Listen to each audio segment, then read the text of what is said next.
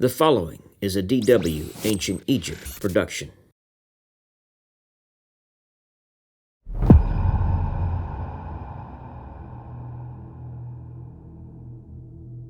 With any civilization, we must first begin with an overview of the terrain, as the environment played vital roles in how each culture developed.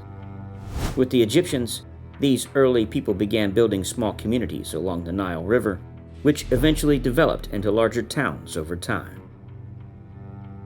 Egypt was originally divided into two regions, Upper and Lower Egypt.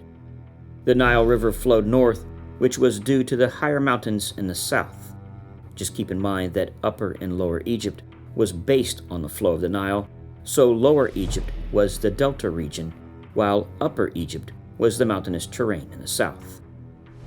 The Nile River was the lifeblood of ancient Egypt, flowing from south to north for approximately 4,135 miles. It provided water for irrigation, transportation, and supported the fertile floodplain known as the Nile Valley. The river's annual flooding deposited nutrient-rich silt, creating arable land for agriculture. The Greek historian Herodotus called Egypt the gift of the Nile, since the kingdom owed its survival to the annual flooding of the Nile and the resulting depositing of fertile silt. This gave the only source for crop growth to an otherwise inhospitable area. Without the Nile, Egypt would have been nothing but a desert with a few oasis locations. At the northern end of the Nile, the river formed a delta before draining into the Mediterranean Sea.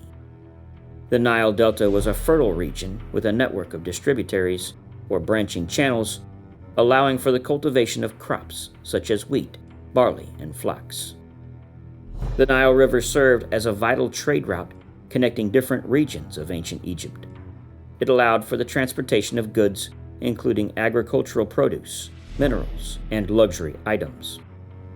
The Red Sea provided access to trade routes with neighboring regions and facilitated contact with civilizations across the Red Sea and beyond. In the eyes of the ancient Egyptians, Egypt had two lands, the Black Land and the Red Land. The Black Land was known as Kemet and was the fertile lands along the Nile. Think of black as the black soil needed for crop production. The Red Land was the barren desert that protected Egypt on two sides. Think of red as hot, arid desert. These deserts separated ancient Egypt from neighboring countries and invading armies, and was the main cause for allowing their civilization to thrive for nearly 3,000 years. To the west of the Nile, the vast Sahara Desert acted as a natural barrier, protecting Egypt from invasions and providing isolation.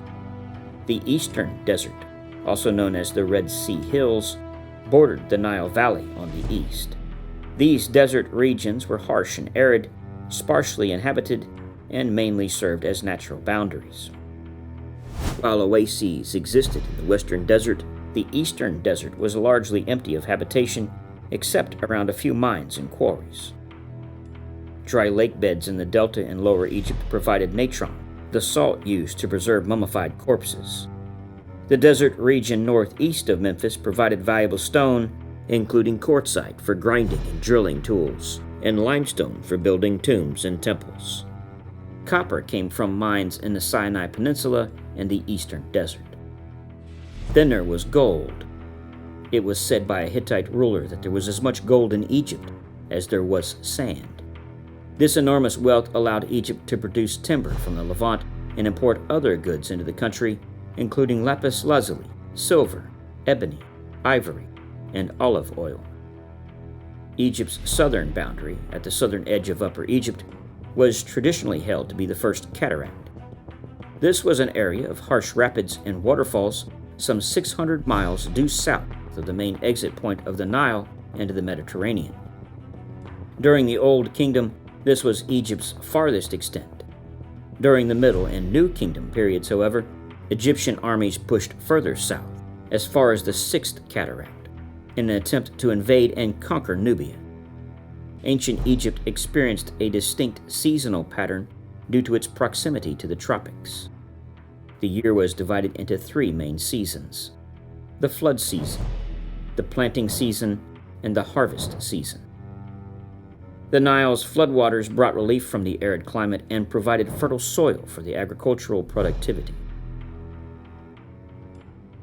Egypt's geography contributed to its overall arid climate. The region received minimal rainfall, and agriculture relied heavily on irrigation from the Nile. The scarcity of rainfall necessitated careful water management and a focus on sustainable agricultural practices. The geography of ancient Egypt, characterized by the Nile River, fertile floodplains, and surrounding deserts, played a crucial role in shaping the civilization's development. The Nile's annual floods provided sustenance and fertile land, allowing for agricultural abundance. The natural resources and trade routes facilitated economic growth and cultural exchange. Understanding the geography of ancient Egypt helps us to appreciate the factors that contributed to the civilization's longevity and remarkable achievements.